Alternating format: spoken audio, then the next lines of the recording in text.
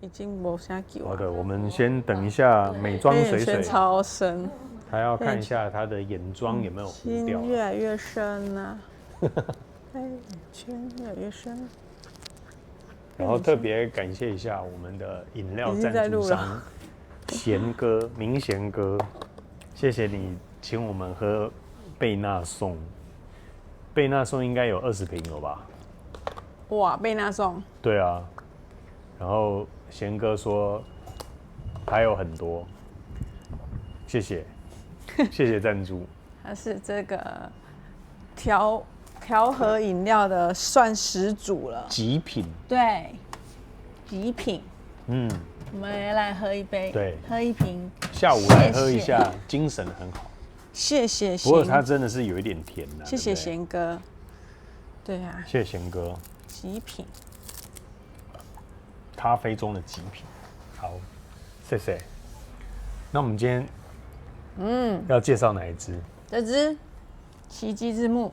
奇迹之木，我觉得这支很好闻，想要介绍给大家。好，这个我们好像还没有介绍过哦。对，就我们只有在直播的时候闻过。哦，对对，它好像有好几款，嘿嘿，但是这是其中一个。我们之前有介绍过给大家是蓝檀，蓝檀我们有拍过影片吗？蓝檀没有哦，都没有卖完了。对，这是同一个系列的。对，然后我觉得这支也很棒。对，那它都只能躺着，它没有办法站着。没错，所以正好在我们的试香桌，它就是唯一那个躺着。对，躺着卖。这个怎么讲？就是跟人家的行销手法不一样。对啊，对啊。因为全部一致站起来的时候，它唯一躺下去。对。大家目光就会。每一支，对它这个系列的每一支都是这样子就很特别。很特别。但它正装这样，它T包，我们之前有进那个T包嘛？它T包有附架子。啊，T包有架子，正装没有架子。正式这样。哦。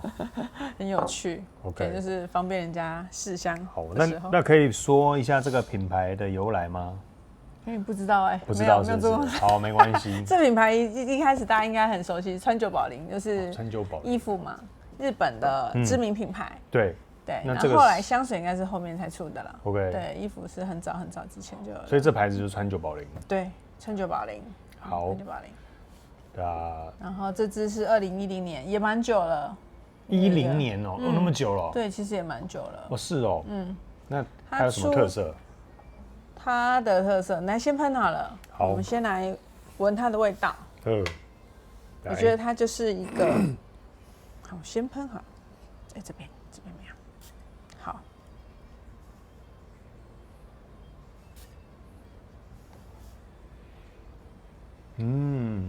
檀木香哦，哦，快木檀木哦，对哦，哇，这个好哎，这非常的，这只就是奇迹之木，它的名称，奇迹之木。真的，你闻到第一个瞬间的表情就知道什么叫奇迹了，就是怎么可以，这么还原原木快木的香，那个香气，没错。它一开始我觉得它就是很爆炸的，所有的你闻得到的木质香都集结在这里面。对。然后它一开始有用那个大量的胡椒带出它的那个清新的感觉，把它整个木质的味道衬托出来。是。对啊。那我也算是闻了不少的木质调了是。但是这一支没有像一般这个乌木的这种沉重感。对，它不是。它是清透，而且你会越闻越觉得是白木系列，不是白色的木头，不是这个人这个很白木是白色的木头。对，而且非常有，你知道这个锯子刚刨开，很新鲜，刚切下来的树干，对，最还原的真实味道就是这个。对，我觉得它就是蛮精油感的感觉啊，就是那种很鲜、那种浓度很高的那一种精油感的很多种木头的香气综合在一起的。而且我觉得它就是在山上凉凉的，对，凉凉的木头，这个海拔至少2500公尺以上，不会有小黑纹的地方的。对，而且它还蛮轻的，就像你刚刚提到，它不是那种很沉的乌木，它是轻的。对。然后当然它的味道又很活泼明亮的感觉。对，如果说木头以0到10的级数，我说那种重量的冲击度0到10来评分的话，乌木是10分，这种冲击度，这个大概3分到4分之间，3到4分。很开始。对，不错，是很棒。近期如果要说哪一支木质调会让我有印象，而且比较印象深刻，我会说这一支。对，而且我觉得它就是，你说场合的话，它这4季都可以，尤其是夏天也合适啊。对啊。那你喜欢木质调？喜欢。很怕夏天太沉重，穿不出去。我跟你说这一支绝对可以。对。这个是4季皆宜。对。然后冬天可以冬天它会让你有一种木头伴随在你身边，带一点气质跟稳定度。对。那到了夏天，它会让你有一个凉爽清透的木头，不会很沉重。对。那确实就是在高山上凉凉愉快的、凉凉舒服的这种气候。对啊。这个真的是厉害。女生会用在什么场合嘞？衣着。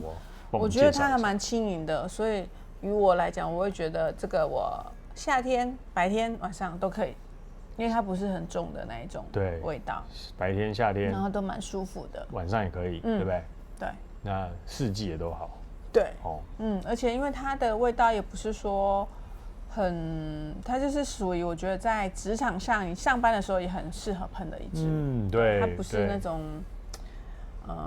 因为像上班的时候我就比较不是那么，我觉得它蛮沉稳的啦。就是虽然说我们说它是轻的木质，但它跟一般如果我在选择香味在上班的时候穿着的时候，像我可能比较不会想要穿花香的，花香我会觉得比较柔，比较轻柔。那如果你的工作是需要快节奏的，然后要比较紧凑的感觉，我觉得这支更是比花香更适合一些，男女生都可以。对，那我刚刚在想的是，因为很少在你运动的时候，你会去联想到说喷一支木质调香水，通常不会这么做。对。但是唯一如果要推荐一支在运动的时候又可以用的木质调，那就是这一支了。你会把它用在你就是运动的时候。对，像我现在去打垒球，6日打垒球，这个有时候现在中午很热嘛。那如果用香水，你多半可能夏天是柑橘调，自己闻了也舒服，对不对？但如果你要用木质调的话，你可能真的无法联想挑出任何一支，因为就已经很热、很闷、很沉了，对，有点潮湿，那再加上沉重的木质，哇，你真的会觉得就是负荷太大了。对。但是如果你喜欢木质调，你又想要在夏天使用，在你闷热的环境当中。可以唯一让你联想的，我觉得就这支。对，我觉得它有一种沉稳就是安定感的感觉。对。如果能够说让运动又木质调又联想到可以运动，应该没有别的了，很少，太少会有这样的联想。但是这一支却让我有觉得，我可以去球场上唯一可以带出去的木质调。对啊，而且它的造型就很年轻的感觉，对，就是很。运动风，这个像我们不是那么沉重的感觉，像我们背在任何背带有小口袋的地方，我说这个背包嘛，球棒挂着这样，这个很多地方都可以放进去。你这个拿的是什么？以为是在滑手机这样，对，不是海豚机吗？大家听得懂海豚机吗？很像以前那个海豚机，很像，瘦一点点。好，那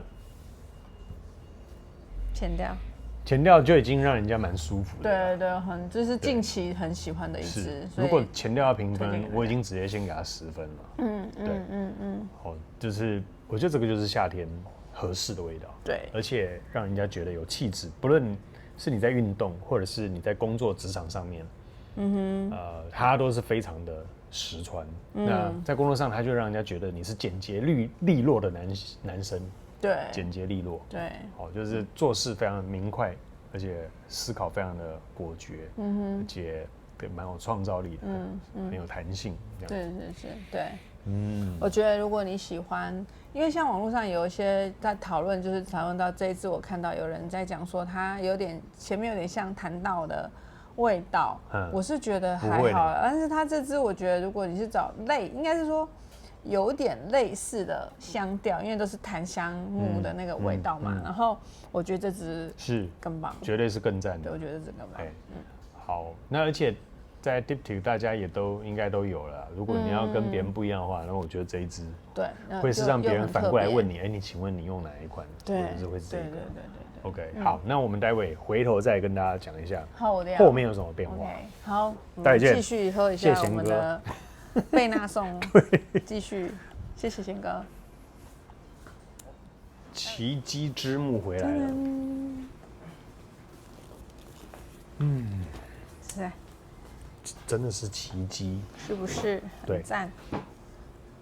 那我没想到说，因为原本它是清透的木质调，对不对？那很怕它后面的走法就整个都清透掉了。清透的相对意思就是不持香。可是这个没有呢，我觉得它越后调它越稳呢。不会，它只是说应该是说它的扩香力没有到非常强，但是它的持香力是有的。有的。对，因为我们刚刚是喷这边嘛，我这边是，但我早上的时候就已经有喷在这。到现在还是有，早上10点嘛，然后我们现在5点多了，对，最少6个小时。哇，那真的厉害哦，还是有，所以买这一瓶很划算，对不对？淡淡的，就是说很舒服的味道。对，我到现在其实我都还是觉得清透的木头，但是随着后调，它却没有因为清透而持香变弱。对，没有。对，那它还是一样，它可能没有刚开始这样的清透，可是它这个木质元素就是非常非常稳的停留在你身上。对，没错。应该它在我身上呢，后面呢就是那个胡椒的那种香气少了，就是走了，然后它就是剩下比较纯净的木质的香气在后味的地方。OK， 对，哪一个？纯净的木质香气。这个是那个猎户座啊，我没有过前面。但是就蛮熟悉。好，那你会觉得这一支后调，你会觉得它会让你感觉是在做些什么事情？有人觉得它像阿文，以它现在的后调。阿文觉得木头的香气就是一个很舒服，然后很适合阿文是比较拿来当就是放松的一个味道。放松的味道。对，它前面呢，我觉得它还蛮特别。它刚开始喷的时候，因为它有含一些很大量新鲜的那种木质在里面嘛，所以刚开始的时候是让你有提振的感觉。但是它的后调到后面呢，它反而是就是沉稳下来，然后更走向一种就是带给你一种安定的木质香的感觉。对。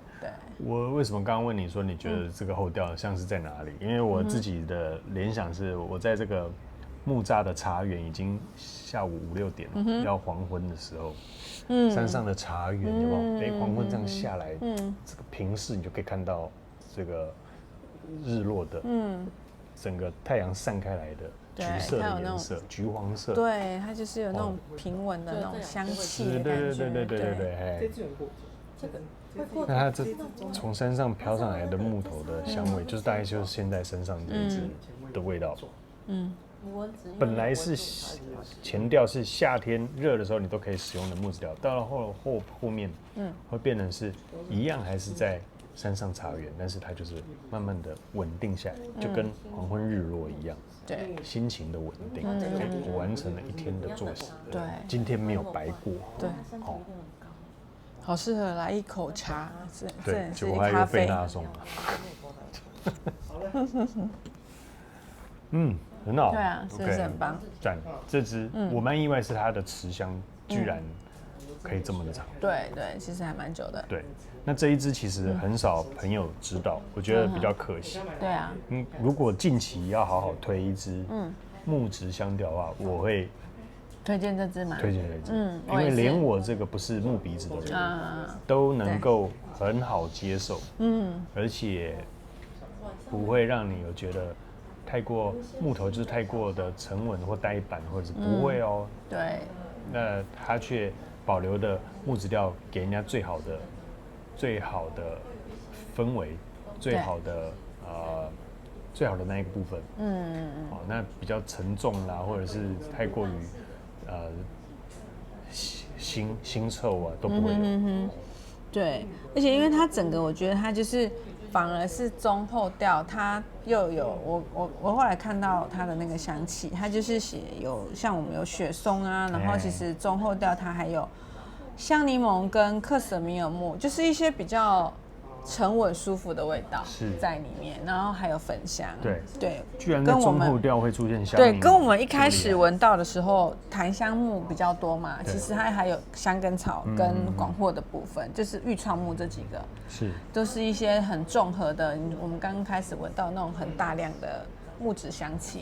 对，然后它反而后面开始，我觉得它变得柔和，就是因为它还有就是雪松啊，然后克什米尔木这几个比较柔和的香气去中和它，对，反而就是越来越舒服，然后它又把它的那个雪松微的那种甜感在里面，反正就是赞，对，这个后调，这个6小时还可以这样子，这是很厉害。对，还蛮好闻的。该来评分了。好，木鼻子，来闻这一支木质调，0到10，你会给它几分？9.8。9.8。对，非常高。给9.8的原因是什么？就是第一个，我会买它，对，会想买，因为很赞，就自己都觉得就是它。CP 值也很高，然后虽然说大家可能对这支比较不是那么熟悉，对，我记得我们之前许愿的时候有出过一些啦，但后来就是可能大家这不是很熟悉，我们直播的时候就比较大家就不熟，没有在那个追加，但我觉得它的味道真的是我近期闻到我觉得很棒的木质香气，就是今天你不知道要喷什么时候，但你是一个很喜欢木质香味的人，你就拿它起来就对了，而且是一个最近很喜欢疗愈型的香味，这支也是，对，这支也是，对，所以给它9.8。OK，好，你刚刚边讲的过程，我边想象到一个画面，以前我很喜欢一个节目叫做。荒野求生秘籍，他是这个一个英国特战部队贝尔嘛，他从16年前我开始创业的时候，他这个影集就出现了。这是16年前他是最早的始祖。现在什么荒野的这个纪录片一狗票，对不对？他是最早的。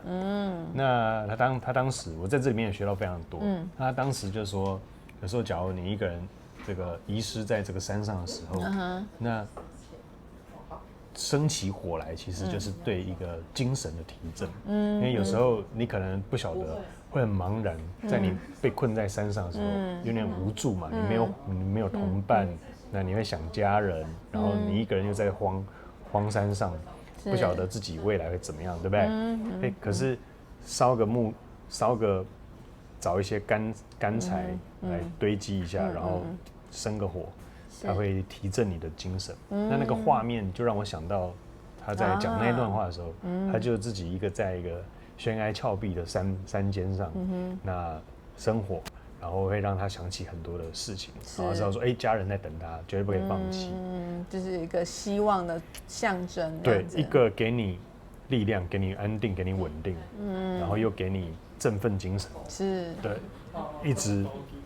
很像那样子的感觉，非常有这个感觉，对，非常激励人心。那因为我本身并不是木鼻子啊，所以大家应该蛮多人知道。那我来闻木头，其实我都会有所保留。但是这一支木头应该是我这段时间以来，如果说木头第一名的话，应该就是它了。对，因为从花香要跨木质料，你一定会有一个坎是过不去的。但是这一个坎是，你觉得，我原来木质可以这样的清香，甚至连夏天都可以带出去。对，它就是一支集合各种好闻的木质香气的。对，果然是奇迹。对，什么都发生在它身上。对，那包含它的中后调的转换，又让你可以很稳，可是却不让你沉重。对，又可以让你提振精神，提振士气。对啊，很棒。真的是 perfect 的组合。好不好？对，你刚刚讲到说那个那个生活这一块，我就想到蜡烛。蜡烛也是有这样的概念。哦，真的。因为蜡烛也是就是现代人的萤火嘛，对，就有那种感觉，然后又让我联想到如果有在看韩剧的朋友，是，那韩剧有一部那个鬼怪很有名的，听说过。那一部呢，女主角在呼唤男主角孔刘的时候呢，就是点蜡烛，吹熄孔刘就会出现。真的哦。OK。就觉得你刚刚讲的萤火的那种，就是有一点燃起希望，就是在你最无助的时候，然后有一个萤火这样子的感觉，然后跟就是韩剧这个很有连结，对，还有蜡烛，然后点了之后就求救这样。OK， 那所以如果你心情不好的时候，或者有点彷徨无助的时候，可以点蜡烛，点个蜡烛试试看，看看我们这个方法怎样。就是你看着这个火苗在这个冉上升的时候，你或许可以有一种重生，然后有一种就是疗愈，对，是啊，看着烛光摇曳，对，因为蜡烛其实有这样子的效果，真的，它就是有一种疗愈的效果在里面嘛，对，不妨你试试看，对，如果你心情不好的时候，提振一下精神，对，或者是最近有点挫折，状况不是很好。对啊，好吧，大家都会去庙里、寺庙、教会走一走。但